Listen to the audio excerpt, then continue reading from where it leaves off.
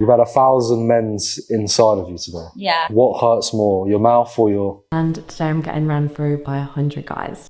Everyone who participated in this is very disgusted. 1,000 men in 12 hours and 100 men in a day. Bonnie Blue and Lily Phillips. Let's talk about these two women. A few days ago, I was scrolling through TikTok mindlessly and I saw this video. And today I'm getting ran through by 100 guys. While trying to make a video about it, I saw this one. This is what my face looks like after taking 1,000 men less than 12 hours ago.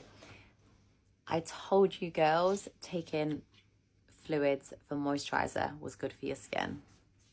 This video is based on my opinion, so please don't sue me. Bonnie is 25 and Lily 23. So they're both very young women who should probably be figuring out their lives in their 20s. But they're also OnlyFans creators as well, who decided that the best way to grow on the platform, make more money, and even break a world record is complete the challenge of sleeping with 1,000 men and 100 men respectively in a day. Pretty crazy, right? And for the most part, they're also friends. The first thing I'm going to talk about is their process of thought, or the way they think. For Bonnie, she rose to prominence and is known for likely sleeping with barely legal men. She'd go to universities in the UK, sleep with men who just turned 18, and film it for content. And then there's Lily. In the documentary with Josh Peters, I slept with 100 men in a day. She mentioned, and I quote, "I am used to sleeping with a lot of guys. I did this as a hobby before I did it for work." When I listened to these two women speak, they sounded like they had zero care in the world about what people thought, or even remorse about what they did. From my experience, when a woman says she doesn't care what people think, it is always a big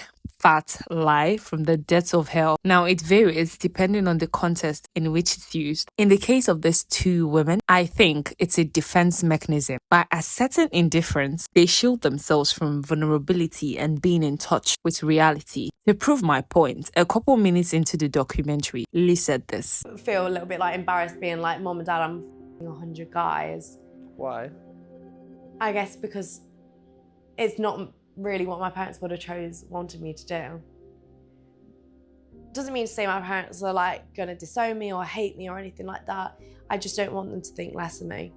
That showed you she does care. Human beings are naturally social beings, and opinions from others can impact self-esteem and behavior. Even those who claim not to care may still be affected by social feedback to some level. So somewhere in between sleeping with those men and the aftermath of their actions, they cared. They think they don't care what people think, but I think they do, because the entire point of going to the extremes of sleeping with that many men is visibility. But if they don't care, it is most likely they need serious help and mental assistance, because it is pretty crazy, the entire thing. Nonetheless, they need serious help. The second thing I'd like to point out is they see themselves as an object or tool to satisfy men. Lily pointed out in the documentary that men are going to sexualize her, so why not make profits from that? So I'm going to assume that is exactly how Bonnie also thinks, which means they probably equate their worth to their sexual functions. But that's not all. The men who stood in line to sleep with these women see them as objects too. In the documentary, one of the men applying was an 18-year-old who wanted to lose his virginity to Lily. That young man had placed her as the object of his fantasies. That also includes their customers as well. Now, these women have zero concept of HIV or STIs. There's no way in hell that you'd sleep with 1,000 men and one of them wouldn't have STI. There's just no way. Some of them probably got tested and sent their results, but there's a good chance that they might have slept with other people before that moment. These women are probably going to become vessels for spreading diseases and infection. Now, this type of content is not sustainable. This entire thing is a slippery slope. There is a constant pressure to keep topping challenges. If you sleep with 100 or 1,000 men today to stay relevant, you'd have to sleep with 3,000 more tomorrow. People get bored and uninterested, so there is a good chance